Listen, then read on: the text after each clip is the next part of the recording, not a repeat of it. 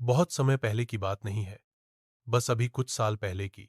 एक हरे भरे जंगल में एक बड़ा सा आम का पेड़ था। उस पेड़ के पास एक छोटा सा गांव था, जहां एक नटखट लड़का रामू रहता था। रामू को जंगल में खेलना बहुत पसंद था और उसका सबसे पसंदीदा दोस्त था वही आम का पेड़।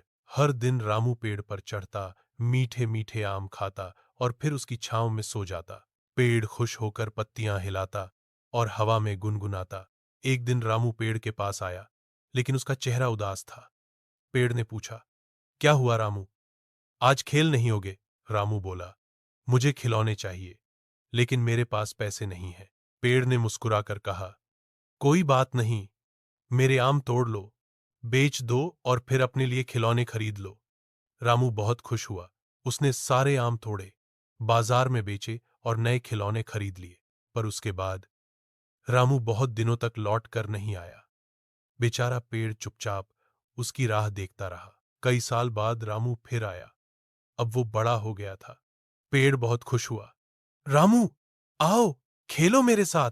रामू ने कहा, अब मैं बच्चा नहीं रहा, मुझे अब अपनी फैमिली के लिए घर बनाना है। क्या तुम मेरी मदद करोगे?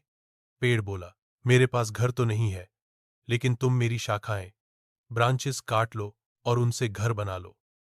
रामू ने बिना सोचे समझे सारी शाखाएं काट लीं और चला गया। पेड़ को दर्द हुआ, लेकिन दिल से वो फिर भी खुश था कि वो रामू के काम आया।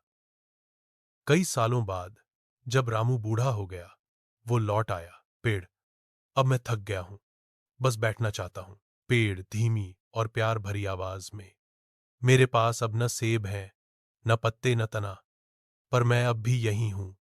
आओ, मेरे ठूंठ पर बैठ जाओ। रामू बैठ गया और मुस्कुरा दिया। और पेड़, जिसने सब कुछ दे दिया था, वो आज भी खुश था। दे थी कहानी की सीख।